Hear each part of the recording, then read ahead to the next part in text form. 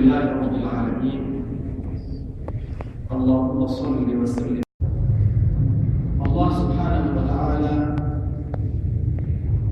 il a honoré notre prophète sallallahu alayhi wa sallam et il lui a donné les meilleurs caractères. Il lui a donné les privilèges les plus importants par rapport à tous les prophètes alayhi wa sallam. Rasulullah sallallahu alayhi wa sallam était le Sayyid, il est le Sayyid, pas il est le Sayyid de tous les humains. Il a dit sallallahu alayhi wa sallam, Ana Sayyid waladi Adam yawm al-qiyamati wala faqr. C'est moi le Sayyid, le maître, le chef des fils de Adam yawm al-qiyamah, et ce n'est pas par vanité, ce n'est pas par orgueil. Rasulullah sallallahu alayhi wa sallam, il a dit Adam, faman ba'dahu min al-nabiyyin tahta liwa'i yawm al-qiyamah. Adam ainsi que tous les nabiyyin après moi, après Adam, après lui, seront sous mon étendard yawm al-qiyamah. Adam alayhi salam ainsi que tous les nabis après lui seront sous l'étendard de notre Rasoul sallallahu alayhi wa sallam yawm al-qiyamah. Rasulullah sallallahu alayhi wa sallam, il était dans le voyage de l'Isra. Il arrive à Jérusalem, à Al-Qudus, il fait imam et derrière lui tous les anbiya kiram alayhim as-salam. Rasulullah sallallahu alayhi wa sallam, il est la wasila de Sayyiduna Adam pour qu'Allah Ta'ala accepte le pardon de Sayyiduna Adam.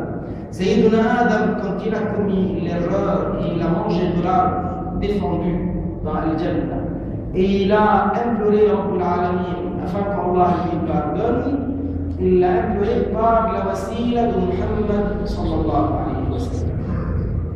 Rasulullah sallallahu alayhi wa sallam, il est l'ultime des Anbiya, c'est lui qui vient en dernier, mais il était connu comme étant Nabi alors que Adam alayhi salam n'était pas encore créé. Adam alayhi salam, il était encore sous forme de la boue et il n'y avait pas encore le ruh entré en lui, et les malaïka kiram connaissent que l'ultime des Anbiya c'est Muhammad sallallahu alayhi wa sallam. Sur les palais dans Al-Jannah, il est écrit Muhammadur Rasulullah. Sur les pieds de l'arche, c'est écrit Muhammadur Rasulullah. Les Anbiya kiram ont reçu l'ordre d'Allah de donner ordre à leur ummah, chacun respectivement, depuis Adam alayhi salam, que si jamais Rasulullah sallallahu alayhi wa sallam apparaît et ils sont là, ils le voient, ils doivent le suivre. Il n'y a pas eu ordre comme celui-ci par rapport à Moussa alayhi salam ou par rapport à quelqu'un d'autre parmi les Anbiya. Mais chacun, depuis Adam alayhi salam, il devait dire à sa ummah, attention, vous devez me suivre et m'obéir. Mais si jamais Rasulullah Muhammad sallallahu alayhi wa sallam est là, arrive de notre vivant, nous devons le suivre lui.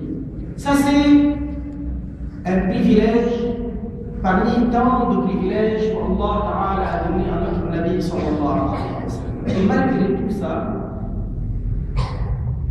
tout cela, et on sait que le meilleur des meilleurs c'est lui, et on sait que les meilleurs sont les Rasouls plus que les Nabis qui ne sont pas Rasouls, et on sait que les meilleurs des Rasouls sont 5. Muhammad sallallahu alayhi wa sallam, Ibrahim alayhi salam, Moussa alayhi salam, Isa alayhi salam et Nuh alayhi salam. Mais Rasulullah sallallahu alayhi wa sallam, avec tout cela, un jour il a dit La tufaddiluni ala Yunus ibn Matta. Ne dites pas que je suis meilleur que Yunus ibn Matta. Yunus ibn Matta, c'est un des nabis, c'est un nabi karim. Yunus ibn Matta alayhi salam, c'est lui qui a été dans la ville de Ninava en Irak. Et il a été envoyé dans un peuple, ils étaient des mouchriquines, il les appelle à Al-Din, ils ne veulent pas écouter, ils reçoivent la menace d'un châtiment dévastateur, ils n'obéissent pas non plus, alors il décide de quitter sa ville et de partir pour ne pas recevoir le châtiment lui aussi parmi ce peuple. Mais ça c'était une erreur de sa part parce qu'il n'avait pas attendu l'ordre de Allah Ta'ala qui lui permette de quitter cette ville et son peuple. C'est pourquoi quand il est arrivé dans la barque, il a pris le bateau, les vagues étaient immenses, il fallait alléger la barque et à chaque fois il tirait au sort, ça tombait sur Yunus ibn Matta alayhi salam. Alors il s'est jeté dans l'eau pour nager, pour regagner la côte, mais la baleine l'a avalé. Et il est resté dans la baleine pendant 3 jours et 3 nuits, et parce qu'il disait La ilaha illa anta subhanaka inni kuntu min al-zalimin, tout le long de son séjour dans la baleine, Allah Ta'ala l'a délivré et il est arrivé au sol. La baleine l'a rejeté pour arriver au sol. D'ailleurs, Sayyiduna Yunus ibn Matta, c'est un nabi, c'est parmi les meilleurs de la création d'Allah, c'est un nabi karim. Il ne s'agissait pas de dire qu'il est devenu mauvais, mais c'est une erreur de la part de quelqu'un qui est très très grand, une erreur comme celle-ci. Si c'est quelqu'un comme nous qui l'a fait, elle passe comme si c'était inaperçu. Mais un nabi karim, aussi important que Sayyiduna Yunus ibn Matta alayhi salam, c'est quelque chose qui passe pour quelque chose de grand, énorme. Finalement, notre Nabi sallallahu alayhi wa sallam, il dit dans un hadith La tufaddiluni ala Yunus ibn Matta. Ne dites pas que je suis meilleur que Yunus ibn Matta. Comment se fait-il qu'il nous dit une chose pareille? Mais Yunus ibn Matta, il n'est pas aussi important que Rasulullah. Mais ça, c'est le caractère de modestie de Rasulullah sallallahu alayhi wa sallam. Il n'est pas en train de dire qu'il n'est pas meilleur. Il est en train de dire, faites attention, ne faites pas toujours des éloges comme cela. Faites attention, suivez les textes parfaitement. Il n'est pas en train de dire que Yunus ibn Matta est meilleur que lui, ou il est aussi important que lui. Mais c'est une mesure de modestie, d'humilité. Quelqu'un comme lui, de sa grandeur, il dit une parole comme celle-là. C'était pas le but. Le but premier, c'était l'humilité. L'humilité, la modestie. Et la deuxième chose, Rasulullah sallallahu alayhi wa sallam, il est monté dans le Mi'raj. Il est arrivé à Sidratul Muntaha. Et il est allé au-delà de Sidratul Muntaha, plus haut que le 7e ciel. Sidratul Muntaha, c'est dans le 7e ciel. Sidratul Muntaha ne veut pas dire que c'est le plafond du 7e ciel. Le ciel, c'est un sol dur, comme la terre. C'est un sol ferme, comme la terre. Un ciel, il est épais. Pour traverser un ciel, il faut 500 ans de voyage, l'épaisseur. Et entre un ciel et un deuxième ciel, il faut 500 ans de voyage. Ça, c'est quand on voyage d'ordinaire comme nous, les humains. Quand on arrive au 7e ciel, au-delà du 7e ciel, en haut, plus haut que le 7e ciel, il y a un espace. Cet espace monte, puis après on arrive jusqu'à Al-Jannah. Et on arrive là où il y a aussi un océan, il y a une mer là-haut. Et puis après on monte encore, et il y a Al-Kursi, Wasi'a Kursiyuhu, le Kursi, puis après il y a Al-Arsh. Et soit au-dessus de l'Arsh, soit au-dessous de l'Arsh, il y a Al-Lawh al-Mahfouz. Et Al-Lawh al-Mahfouz, il est énorme, c'est une perle blanche, mais plate, une perle blanche, mais plate comme un tableau. Sur Al-Lawh al-Mahfouz, tout ce qui arrive dans le monde, jusqu'à Yawm al-Qiyamah est écrit. Et il y a Al-Qalam, la plume, qui a écrit tout sur la table préservée. Il n'y en a pas une, il y en a une, puis après il y en a d'autres qui ont été créées par Allah subhanahu wa ta'ala pour écrire sur Allah pour le mahfouz. Tout ça, c'est au-delà du 7e ciel, au-delà donc, de Sidratul Muntaha. Il y a des malaïkas kiram qui vont, parce qu'il y a des malaïkas kiram qui sont dans Al-Jannah. Il y a Sayyiduna Ridwan, l'ange gardien de l'Al-Jannah. Et c'est lui qui s'occupe du maintien de l'Al-Jannah. Il y a des farishtas qui sont à ses ordres, qui montent, qui descendent. Il y a aussi des malaïkas qui sont là pour noter, pour copier ce qui est dans la table préservée, dans Allah al-Mahfouz. Ils copient dans leur livre. Ils regardent dans la table préservée et ils copient ce qu'il y a écrit dans la table préservée. Ils ne peuvent pas tout voir, ils voient certaines choses, mais pas tout. Tout ça, il y a là. Et il y a 4 farishtas qui portent le trône. Et ces 4 farishtas qui portent le trône, ils sont immenses.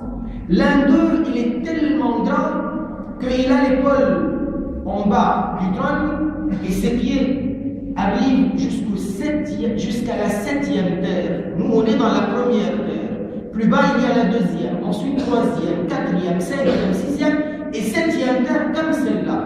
Mais il n'y a pas d'humains. Les humains, c'est uniquement sur cette terre-là. Leurs pieds arrivent jusqu'à la 7e terre, tellement ils sont immenses. Donc eux, ils sont dans cet espace immense, descendant de l'arche al-Mu'alla, mais pas seulement jusqu'au 7e ciel, ou 6e, ou 1er, ou la terre, mais jusqu'à la 7e terre, très bas encore. Tout ça, il y a. Rasulullah sallallahu alayhi wa sallam qui est monté plus haut encore. Il est arrivé jusqu'à Al-Jannah. Il est entré dans Al-Jannah. Il est allé plus haut encore pour arriver près de l'arche et pour regarder là où il y a la table préservée. Sayyiduna Yunus ibn Matta n'a pas vu ça. Sayyiduna Yunus ibn Matta n'a pas vu tous ces privilèges. Sayyiduna Yunus ibn Matta, lui, il était où? Il était dans les profondeurs de la mer. Il était dans les profondeurs des océans. Mais quand il était dans les profondeurs des océans, il faisait quoi? Il faisait dhikrullah. Quand il fait dhikrullah, même s'il est dans les profondeurs, il est proche d'Allah. Même quand il est dans les profondeurs de l'océan, il est proche d'Allah parce qu'il est accepté par Allah. Parce qu'il a un rida d'Allah Azza wa Jalla. Ce n'est pas parce que notre Nabi sallallahu alayhi wa sallam est arrivé dans les hauteurs plus haut encore que le Jannah que lui, dans cette façon-là, quand il a été agréé par Allah, et Sayyiduna Yunus ibn Matta agréé par Allah dans les profondeurs, tous les deux proches d'Allah Azza wa Jalla. Il ne faut pas croire que la proximité avec Allah Ta'ala est une proximité autre que Al-Rida. Il n'y a pas de proximité d'espace. Il n'y a pas de proximité de distance. La proximité de distance, c'est une proximité entre les humains, avec les créatures. Proximité avec Allah Ta'ala, c'est avec Al-Rida. Celui qui est dans le fond des océans, proche d'Allah, et Sayyiduna Rasulullah sallallahu alayhi wa sallam, dans Mi'raj Sharif, proche d'Allah Azza wa Jalla. Donc Rasulullah sallallahu alayhi wa sallam, quand il a dit la tufaddiluni ala Yunus ibn Matta, il n'a pas voulu dire que lui il n'est pas meilleur, il est meilleur. Et il le sait qu'il est le meilleur de tous les Anbiya. Mais il nous donne une leçon de quoi? Il nous donne une leçon d'humilité. Et aussi il nous donne une leçon que la proximité avec Allah Ta'ala n'est pas dépendante de l'endroit. Ce n'est pas parce qu'il était dans le Mi'raj Sharif qu'il est proche d'Allah Ta'ala seulement. On peut tout à fait, comme Sayyiduna Moussa, être dans le fond des océans, être accepté par Allah, être proche d'Allah Azza wa Jalla. C'est pour nous donner cette leçon-là. D'ailleurs, qu'est-ce qu'ils disent les grands ulama? Ils disent quand vous allez au Hajj, ou même quand vous êtes en voyage, vous montez sur une colline, vous dites Allah Akbar. Vous descendez au fond de la mer, vous dites Subhanallah. C'est Sunnah Sharif, Sunnah Nabawiyya. Quand vous montez sur les collines, vous dites Allahu Akbar. Quand vous allez dans les fonds, vous dites Subhanallah. Pourquoi? Imam Al-Bayhaqi, il dit, parce que quand on est en hauteur, ça nous rappelle la grandeur d'Allah Azza wa Jal, sans que la grandeur d'Allah Azza wa Jal soit question de corps ou d'endroit. Et quand on est dans les profondeurs, il ne faut pas croire que la profondeur en soi, elle est quelque chose de mauvais. Alors on dit Subhanallah. Qu'est-ce que ça veut dire Subhanallah? Ça veut dire Allah Ta'ala il est parfait. Allah Ta'ala il est vénéré. Allah Ta'ala il n'a pas de défaut. Allah Ta'ala il n'y a pas de manquement, de faille, d'erreur à son sujet. Ça veut dire que l'endroit bas ne veut pas dire que l'endroit bas il est mauvais en soi. Mais Allah Ta'ala il est parfait. Nous clamons la pureté d'Allah subhanahu wa ta'ala. Nous clamons la pureté d'Allah subhanahu wa ta'ala, qu'Allah Ta'ala lui, il n'y a pas de bassesse à son sujet, il n'y a pas de défaut, il n'y a pas d'erreur à son sujet, subhanahu wa ta'ala. C'est ça ce que veut dire notre Rasul sallallahu alayhi wa sallam. Et il attire notre attention sur le fait que Sayyiduna Yunus ibn Matta, il a eu l'agrément commun, il a eu le pardon commun avec le maintien de dhikrullah ta'ala.